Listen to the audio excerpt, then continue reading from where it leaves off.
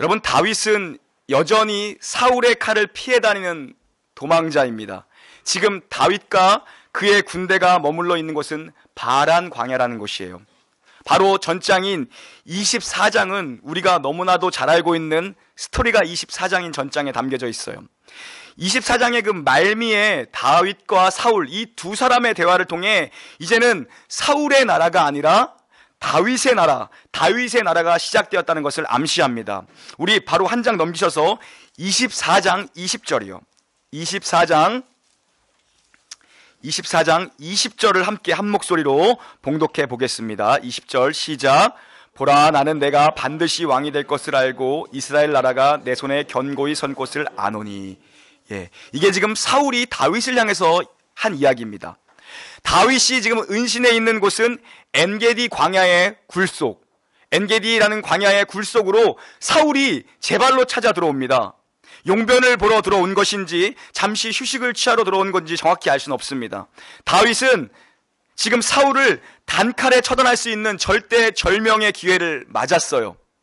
자기를 그토록 죽이려고 쫓아다니던 사울이 다윗 앞에 나타난 것입니다. 용변을 보고 있는 것 같아요. 다윗이 그냥 칼을 들어서 찌르기만 하면 되는 겁니다. 그런데 다윗이 취한 행동이 무엇인가요?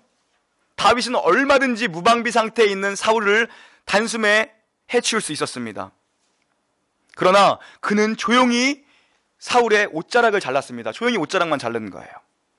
이런 영문을 지금 사울은 전혀 모릅니다. 시원하게 볼일을 본 후에 이제 나가는 거죠. 그때 이제 다윗이 사울을 불러 세웁니다. 그리고 자신이 자른 옷자락을 흔들며 얘기하는 거예요. 왕은 나를 죽이려고 지금까지 이렇게 쫓아다니지만 나는 당신을 죽이지 않았습니다. 라고 다윗이 외칩니다. 왜냐? 당신은 하나님이 기름 부어 세우신 왕이기에 나는 그리할 수 없다라는 거예요. 나를 이리도 힘들게 하는 당신을 단칼에 처단할 수 있었지만 그것이 하나님의 방법이 아니라는 것을 나는 알기에 멈추었다라는 것입니다. 처단할 수 있었지만 나는 멈추었습니다. 나는 선한 양심을 지켰다라는 거예요. 다윗은 지금 내 생각보다 하나님이 주신 생각에 압도된 것입니다. 그래서 사울의 생명을 그대로 돌려보내는 거예요. 여러분이라면 그냥 돌려보내실 수 있겠습니까? 그러자 이 둘 사이에 미묘한 대화가 지금 오고 갑니다. 흐르고 있는 것입니다. 그 대화가 우리가 읽은 24절의 내용이었어요. 사울 자신도 이 나라가 이제 다윗의 나라, 자신의 나라에서 다윗의 나라로 넘어가는 것을 인정합니다. 이제는 이미 이 나라가 자기 손을 떠났다는 것을 사울 자신도 자신의 입술을 통해서 고백하고 있는 거예요. 다윗 역시도 이제 이 나라가 다윗 자신에게로 넘어온 것을 확신하고 있습니다. 이 대화의 내용을 보니까요. 그럼에도 다윗은 칼을 들지 않은 거예요. 참으로 대단한 하나님의 사람다운 진면모를 보이고 있습니다. 끝까지 마음을 지킨 거예요. 여러분 생각해 보세요. 다윗이 얼마나 지금 선한 양심을 지킵니까? 하나님의 뜻에 자신의 뜻을 복종시킬 줄 아는 자였습니다. 하나님의 타이밍, 하나님의 방법, 하나님의 때를 기다릴 줄 아는 사람이었어요. 믿음을 보여주고 있는 거예요. 지난주일에 살펴본 것처럼 지금 자신도 쫓기는 신세입니다. 자신도 쫓기는 신세예요. 그렇지만 그일라 땅을 구해주지 않습니까? 그러나 그 그일라의 사람들이 어떻게 합니까? 배은망덕하게 배신해버립니다. 다윗을 배신합니다. 그때에도 다윗은 하나님의 주권 앞에 엎드립니다. 나보다 하나님의 주권을 믿겠다라는 것입니다. 그리고 조용히 그 땅을 빠져나옵니다. 그리고 24장에 넘어와서 사울을 단칼에 죽이면 모든 게 끝나는 것 아닙니까? 그럼에도 불구하고 그는 칼을 거두어 드립니다. 다시 칼집에 넣습니다. 다윗은 너무나도 잘 알고 있었던 거예요. 너무나도 선명하게 알고 있었던 거예요. 하나님의 나라는 하나님이 주시는 것이지 결단코 인간의 힘으로 빼앗을 수 없다라는 것을, 빼앗아서는 안 된다라는 언약의 나라는 것을 다윗은 너무나도 선명하고 명확하게 알고 있었던 것입니다. 하나님, 다윗의 이런 마음을 마음에 들어 하신 거예요. 그런데 여러분, 오늘 우리가 상당히 긴 이야기를 읽었습니다. 25장에서 만나게 되는 다윗의 모습은요, 우리를 좀 당황하게 합니다. 다윗은요, 지금까지 그렇게 큰 시험들을 잘 견뎌내고 통과하면서 인내했고 버텨온 사람이었어요. 하나님 마음에 드는 면모를 그가 보이고 있었던 것입니다.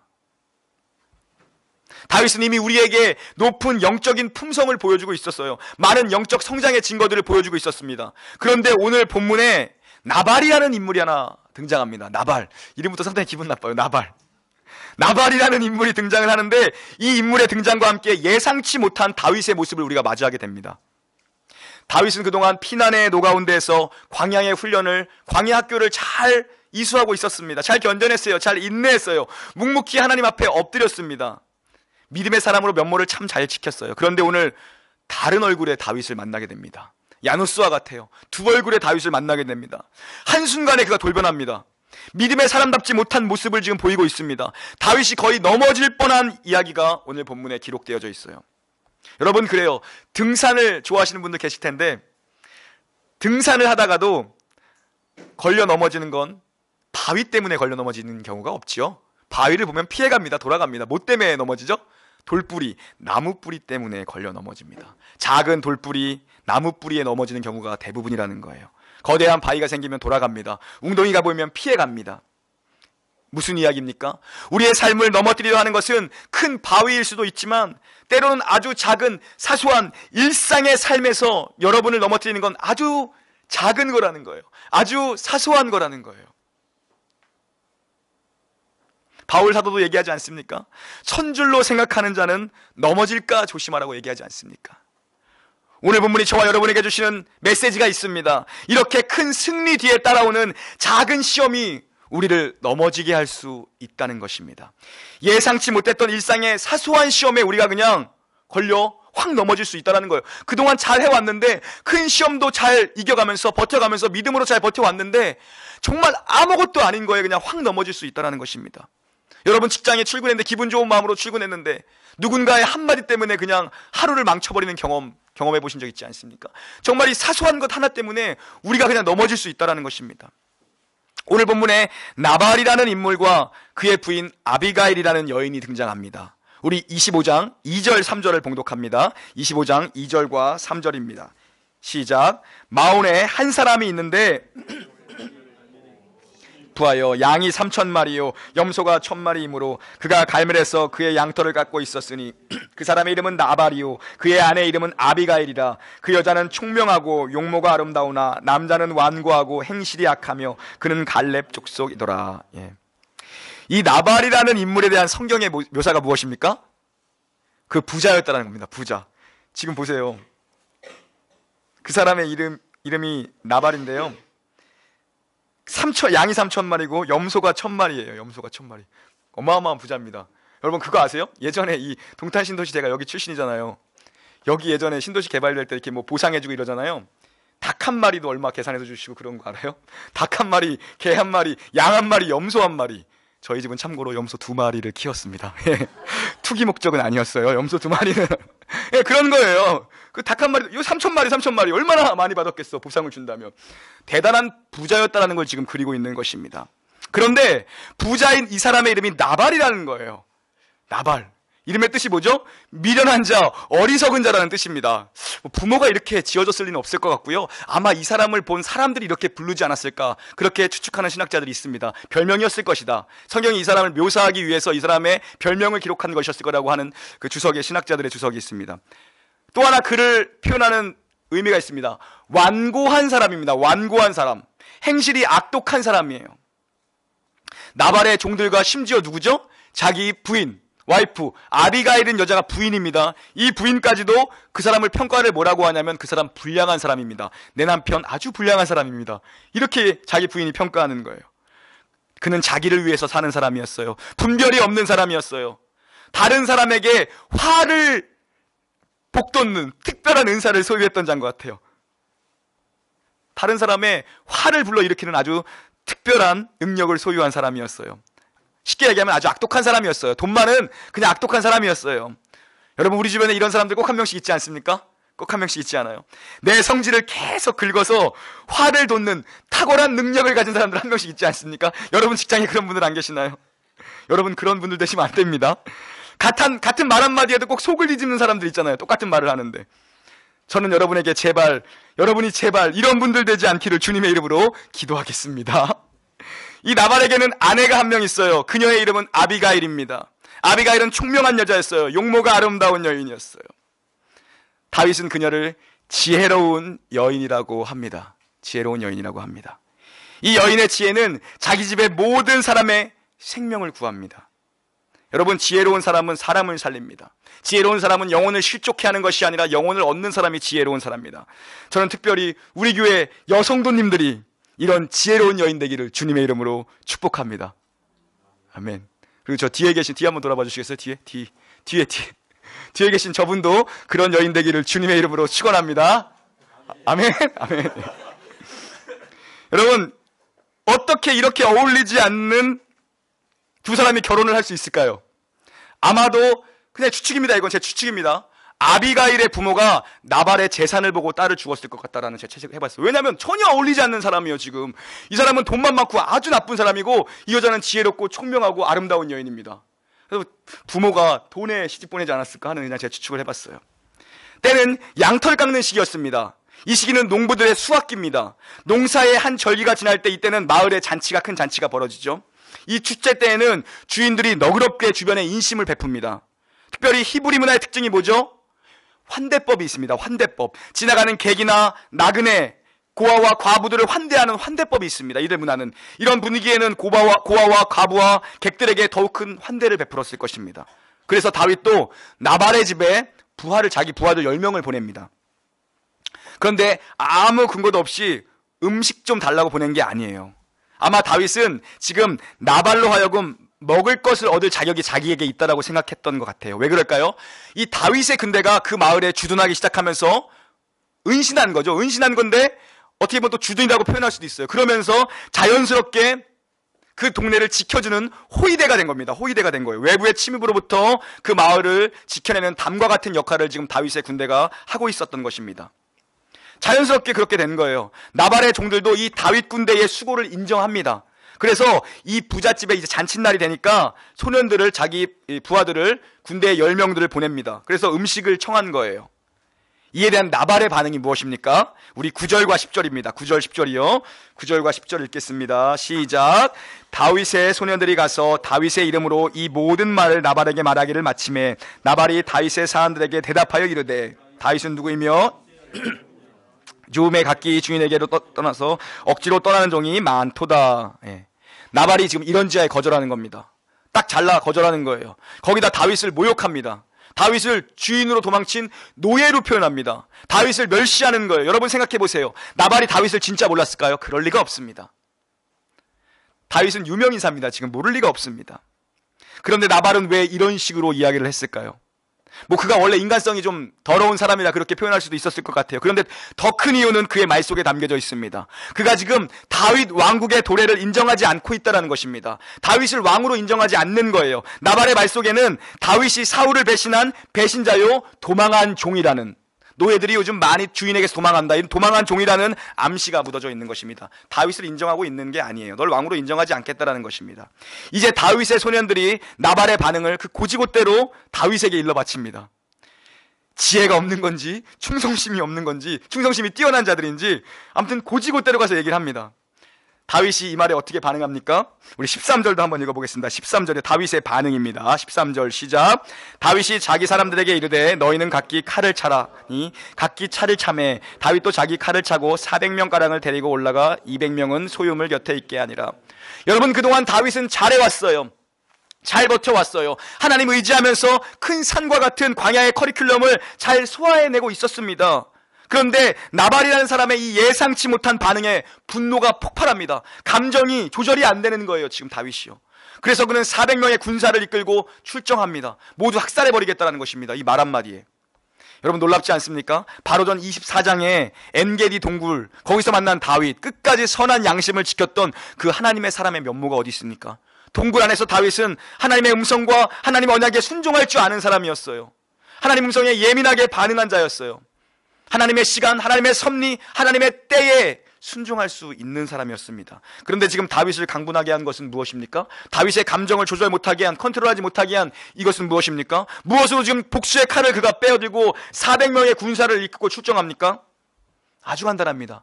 먹고 사는 문제였어요. 밥을 안 주니까 지금 이렇게 된 겁니다. 먹고 사는 문제였어요. 먹고 사는 문제에 돌변해버린 겁니다. 여러분, 이게 우리의 모습이라는 거예요. 이게 신자의 모습이고 이게 제 모습이고 이게 여러분의 모습이라는 것입니다. 놀랍게도 신자들은 험악하고 무시무시한 시험 앞에서 무너지지 않습니다. 병마가 찾아와도 무너지지 않습니다. 하나님 앞에 엎드려집니다. 하나님을 의지하게 됩니다. 이게 믿음이 있는 참 신자들의 모습이죠. 삶의 큰 바위를 만나면요, 큰 웅덩이를 만나면 어떡합니까? 파산을 맞아도 신자들은 넘어지지 않습니다. 주님께 엎드러집니다. 하나님을 찾습니다. 매달리는 거죠. 왜요? 답을 얻으러 갈 때가 거기밖에 없다는 걸 우리는 삶의 오랜 경험을 통해서 알고 있기 때문에, 아무리 세상 돌아다녀봤자 답이 없다는 걸 알기 때문에 옵니다. 그런데 우리가 의외로 자주 무너지는 문제는 늘 사소해 보이고 자질구레해 보이는 밥 한 끼 문제라는 것입니다. 흙에 가려서 잘 보이지도 않는 이 돌뿔이 튀어나온 거에 걸려 넘어지듯 사소한 것을 조심하라는 거예요. 평범한 일상 속에서 한순간에 무너질 수 있다는 거예요. 내 안에 나를 조심하라는 겁니다. 내 안에 나를. 잠시 방심하면 내 감정이 한순간에 나를 완전히 와르르 무너뜨릴 수 있는 가장 무서운 적이 될 수 있다는 것입니다. 교회에서 예배 잘 드리고 나가다가 여러분 어디서 싸우죠?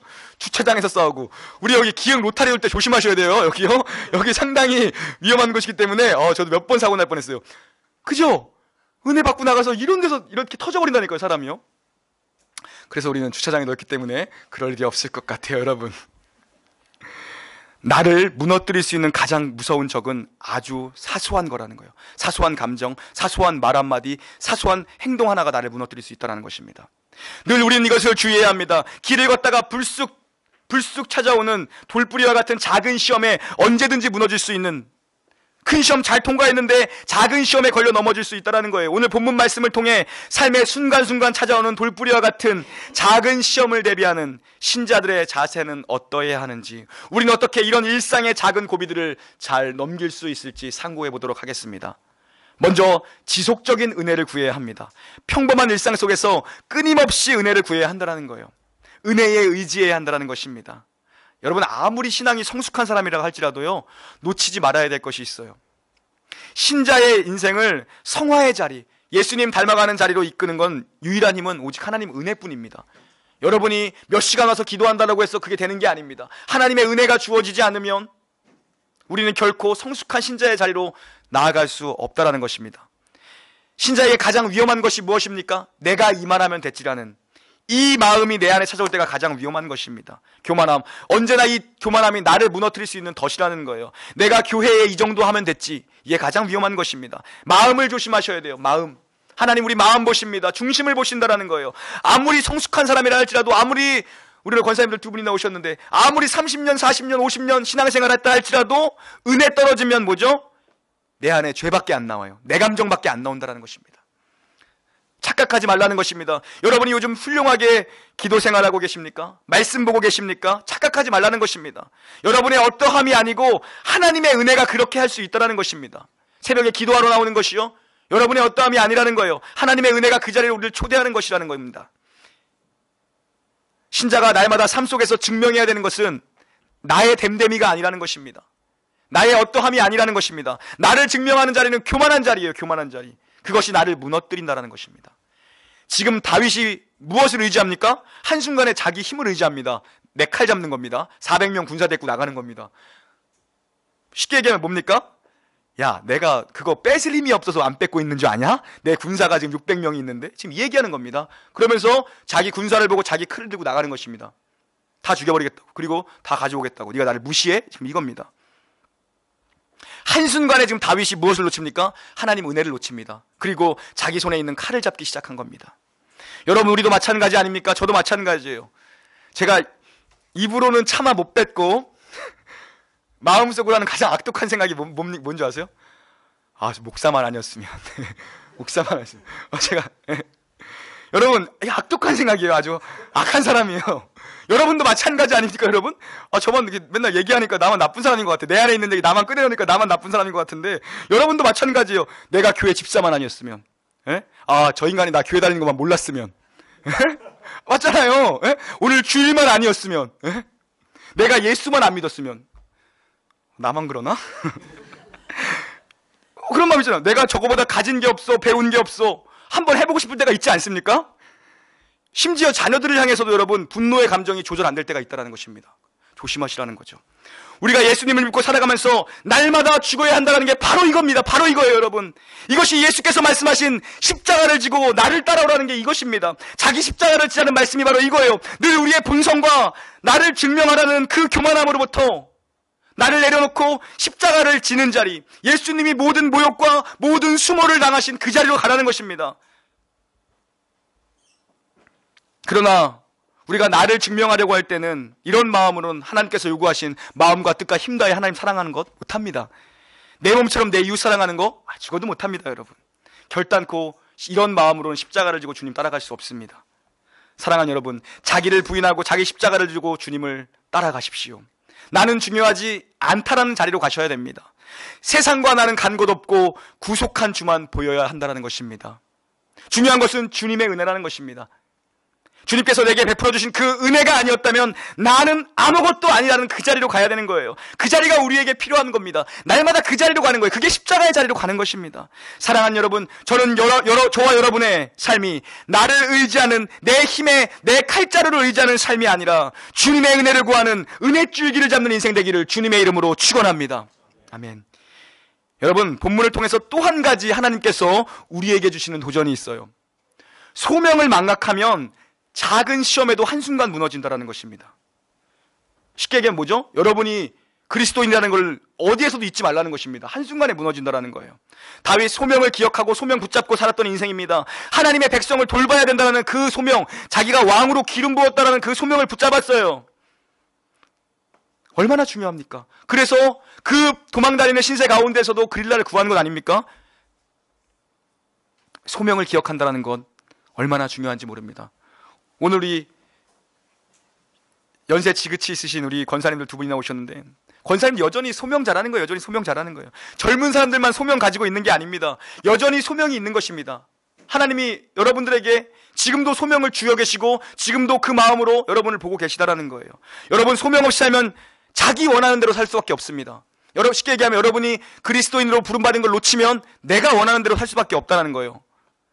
이제 더 이상 우리는 자기 유익을 위해, 나의 만족을 위해 사는 자가 아니라는 거죠. 그런데 소명을 아는 소명자들, 그 사람들도 넘어진다는 것입니다. 소명자들도 넘어진다는 것입니다. 넘어지긴 하지만 뭐죠? 육신대로 살아갈 수는 없다는 게 중요합니다. 넘어질 수는 있지만, 기우뚱할 수는 있지만 나자빠져 있을 수는 없다는 것입니다. 여러분, 육신대로 살아간다는 것이 무슨 의미입니까? 육신의 정욕, 안목의 정욕, 이생의 자랑을 추구하는 것이 바로 육신대로 살아가는 삶의 모습입니다. 육신의 정욕과 안목의 정욕과 이생의 자랑을 추구하며 지향하며 그쪽으로 걸어가는 지속성을 가진 삶, 이것이 육신을 쫓는 삶입니다. 교회에 나온다고 하지만, 여기서 예배를 드린다고 하지만 자기를 부인하는 것이 무엇인지, 자기 십자가를 지고 주님을 따라가는 것이 무엇인지 전혀 고민 없는 사람들이 너무나도 많다는 거예요. 교회 안에 너무나도 많다는 것입니다. 저는 부디 우리 놀라운 교회는 그런 성도님들이 없기를 간절히 기도하겠습니다. 우리는 이제 두 주인을 섬길 수 없는 자로 부름을 받았어요. 세상을 섬길 것인가, 하나님을 섬길 것인가, 둘 중에 양자택일을 하는 걸음에서 우리는 하나님을 택하겠다라고 걸음한 사람입니다. 이것이 회심입니다. 그동안 세상을 향해 걸어가던 길을 멈추고, 이것이 잘못된 길이었구나, 참된 진리의 길로 가야겠구나, 하나님의 영광스러운 낯빛을 향해서 나의 모든 삶을 돌이킨 삶입니다. 우리는. 왜요? 이것이 하나님께 부름받은 소명자들의 삶이라는 것을 우리는 알았기 때문입니다.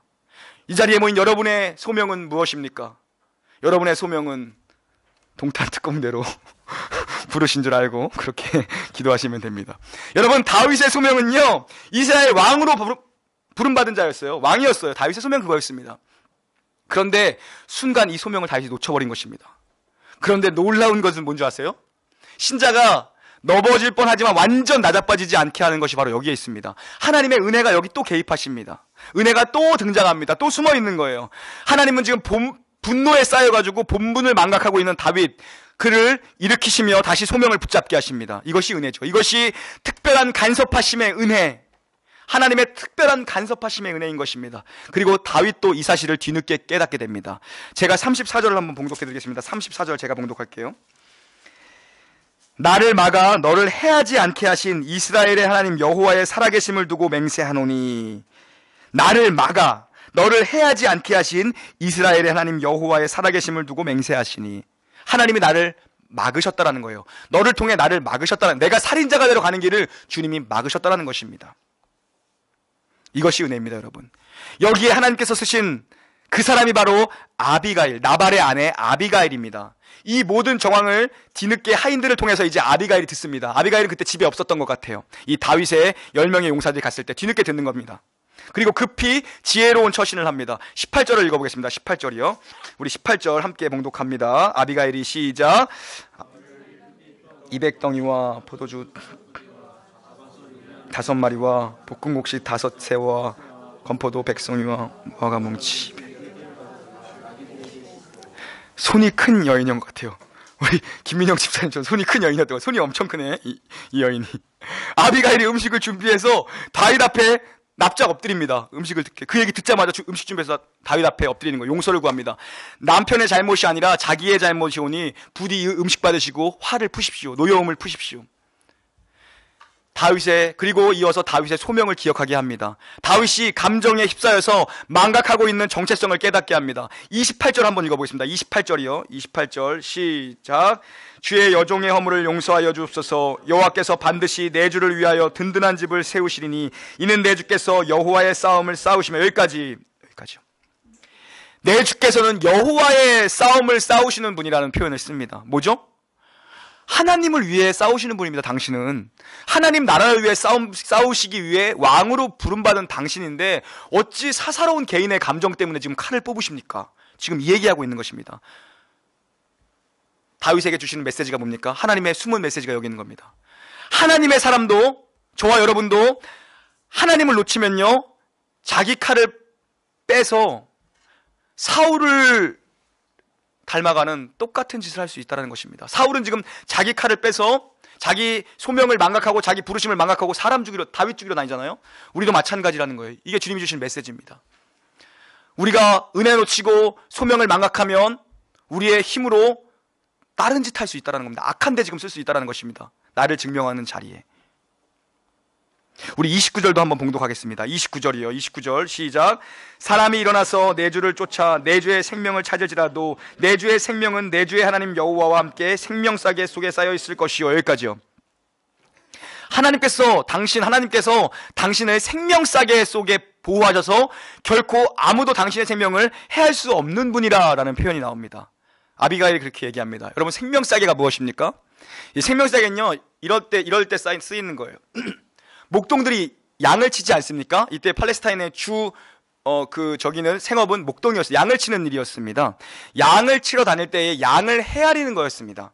예를 들어서 이렇게 양이 있잖아요. 목동이 이제 아침 저녁으로 양들이 어디 도망가지 않았나, 어디 잡혀가지 않았나 검사할 거 아니에요. 그럼 이렇게 쉽게 얘기하면 우리 카운터하는 기계 있잖아요. 교회에서 나다다다다 이렇게 하잖아요. 성도들 이렇게 들어갈 때 안내위원들이 뒤에서 카운터하고 예배 시간 뒤에서 목사님들, 전사님들이 딱 이거 하잖아요. 제가 이거 엄청 잘해요. 엄청 잘해요. 저는 성격 급해서 이거 엄청 빨리 하거든요. 근데도 제가 거의 오차가 10명이네요. 400~500명 쳐도 10명이네요. 우리도 카운터 이걸로 할 날이 오겠죠? 이렇게 아멘. 뭐 사실 지금도 할 수 있어요. 사다가. 뭐냐 하면 이렇게 하는 거예요. 눈 져 있고 돌을 집어넣으면서 보자기 안에 돌을 계속 넣는 거예요. 돌을. 그래서 이 돌 안에 몇 개가 들어가 있나, 50개가 들어가 있다면 50마리잖아요. 싸고 다니고 다음날 아침에 다시 빼면서 계산하는 거예요. 그게 생명싸개입니다. 뭐죠? 이 안에 들어가 있는 양들은 생명이 보장되고 생명이 보호받고 목자의 울타리 가운데 있는 생명이 보장된 사람이라는 것입니다. 당신은 그런 사람 아닙니까? 하나님의 왕으로서 하나님께 부름받고 하나님의 생명 안에 있는 사람 아닙니까? 그겁니다.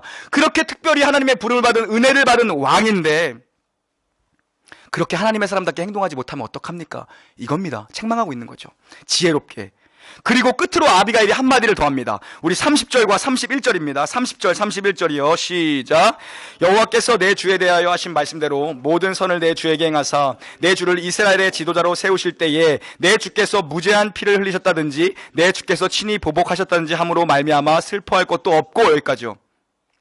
무슨 말입니까? 당신 나중에 왕이 될 텐데 엄청난 권력을 갖게 될 사람인데 지금 과거에 흔적을 남기지 말라, 흠집 남기지 말라는 얘기입니다. 나중에 왕이 됐을 때 이것이 당신의 발목을 잡으면 어떡합니까? 지금 이 얘기하고 있는 것입니다. 사사로운 감정에 휩쓸려가지고 인생에 오점 남기지 말라는 것입니다. 오늘을 더럽히지 말라는 것입니다. 미래를 내다보라는 것이죠. 하나님께서 지혜로운 여인 아비가일을 보내셔서 다윗의 앞길을 막아서신 거예요. 당신이 나중에 큰일 할 사람인데 지금 이거 남기면 어떡합니까? 지금 이런 일들이 많이 있잖아요. 어떡합니까? 지금 그 얘기하고 있는 것입니다. 브레이크를 건 겁니다. 그 인생에. 순간적으로 다윗의 소명을 잊고 다윗을 향해 주시는 하나님의 숨은 은혜였던 것입니다. 여러분에게 도전합니다. 삶의 모든 정황에서 여러분의 부르심의 소명을 잊지 마십시오. 여러분의 속한 모든 곳에서 여러분은 특별한 소명자로 부름받으셨다는 걸 여러분이 놓치시면 안 됩니다. 주일에 이 교회에서만 여러분이 부름받은 소명자가 아니라는 거예요. 여러분들은 하나님이 여러분의 자리에서 세우신 소명자라는 것입니다. 다윗이 지혜로운 여인의 말을 듣습니다. 다윗이 여인의 말을 듣습니다. 이 여인들은 이렇게 지혜롭게 말을 할 줄 아는 지혜가 필요한 것 같아요. 분노를 가라앉힙니다. 칼을 집어 넣습니다. 마음을 돌이킵니다. 이것이 우리 삶에 불쑥 느닷없이 찾아오는 작은 시험을 대하는 세 번째 마지막 태도입니다. 뭐죠? 구약 성경에서 지혜로운 자를 이야기할 때 줄곧 일관된 의미는 뭐죠? 듣는 마음을 가진 자가 지혜로운 사람이라는 겁니다. 듣는 마음을 가진 사람. 다윗은 들을 수 있는 지혜가 있던 사람이에요. 여러분 어떻습니까? 들을 수 있는 마음이 여러분에게 있습니까? 듣는 귀가 있습니까? 귀가 있다고 다 듣는 것이 아니죠. 들을 수 있는 마음가짐과 태도가 필요한 것입니다. 지금 이 시간에도 같은 공간에서 같은 말씀을 대하고 있지만 듣는 사람이 있고 안 듣는 사람이 있을 수 있다는 거예요. 여러분 누군가가 진심 어린 말을 여러분에게 한다면 여러분 그 말을 듣고 계십니까? 아니면 여러분 듣고 싶은 말만 들으십니까?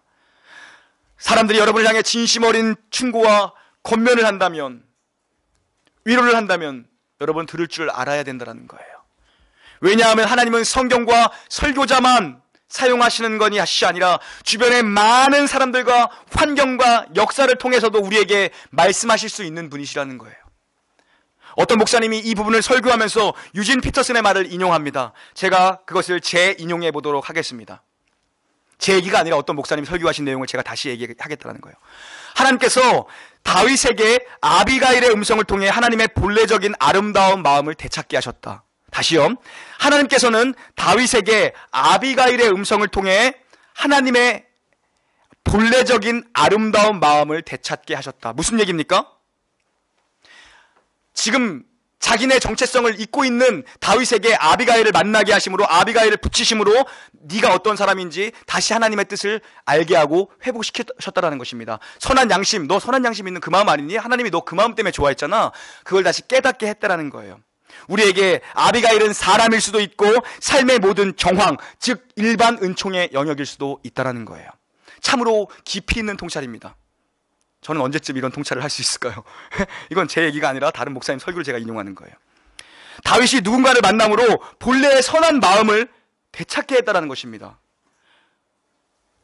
누굽니까? 아비가일을 만남으로.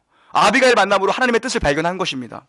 하나님이 한순간 감정의 분노로 정체성을 잃어버린 다윗 앞에 아비가일을 두신 거예요. 아비가일로 딱 막아서신 거예요. 아비가일을 만남으로 사울을 살려주셨던 선한 양심을 다시 생각하게 하는 것입니다. 하나님의 모습을 찾게 하는 것이죠. 여러분에게는 아비가일과 같은 사람이 있으십니까? 여러분 주변에 아비가일 같은 사람이 있으십니까? 또한 여러분은 누군가에게 아비가일이 되어주고 계십니까? 이런 지혜로운 사람이 되어주고 계십니까? 누군가가 잘못된 길로 가려고 할 때에 막아주는 아비가일과 같은 울타리와 같은 역할을 여러분 감당하고 계십니까? 아니면 나발과 같은 화를 불러오는 역할을 여러분 감당하고 계십니까? 불난데 꼭 부채질하는 사람들 있잖아요. 그죠? 그 사람들이 더 미워. 여러분 그 역할 감당하십니까? 아니면 아비가일과 같이 지혜로운 역할을 감당하십니까? 혹시 여러분 하나님께서 사람을 통해 혹은 설교자를 통해 혹은 말씀을 통해 아비가일의 음성을 들려주시고 계시는데 놓치고 계시진 않습니까? 어쩌면 그것은 자신의 완고한 마음 때문에 귀가 가려졌기 때문에 듣지 못하는 것입니다. 완고한 마음, 뭐죠? 고집스러움 때문에 못 듣는다는 거예요. 그게 교만한 것입니다, 여러분. 교만의 다른 이름은 고집입니다, 고집. 들을 수 있는 마음을 구하십시오. 들을 수 있는 지혜를 구하십시오. 그것이 여러분을 작은 돌뿌리로부터 넘어지지 않도록 붙잡아 줄 것입니다. 마지막으로 여러분에게 도전합니다. 삶의 작은 순간에도 여러분 손에 있는 칼자루를 의지하지 마십시오. 하나님의 은혜 줄기를 붙잡으십시오. 나의 능력, 나의 실력, 나의 인맥, 나의 재산을 의지하지 마십시오. 나의 어떠함을 의지하지 마십시오. 오직 은혜를 붙잡으셔야 합니다. 은혜를 놓치지 마십시오. 여러분 자신을 붙잡지 마시고 은혜를 붙잡으시기를 바랍니다. 삶의 모든 순간에서 여러분이 어떠한 부르심을 받은 소명자들인지를 놓치지 마십시오. 여러분이 만나는 모든 사람 앞에서 여러분은 그리스도의 이름으로 서는 것입니다. 지금도 하나님께서 수많은 영역에 수많은 방법으로 여러분에게 말씀하시는 메시지를 들을 수 있는, 듣는 마음을 구하시는 저와 여러분 되기를 주님의 이름으로 축원합니다. 아멘. 함께 찬양합니다.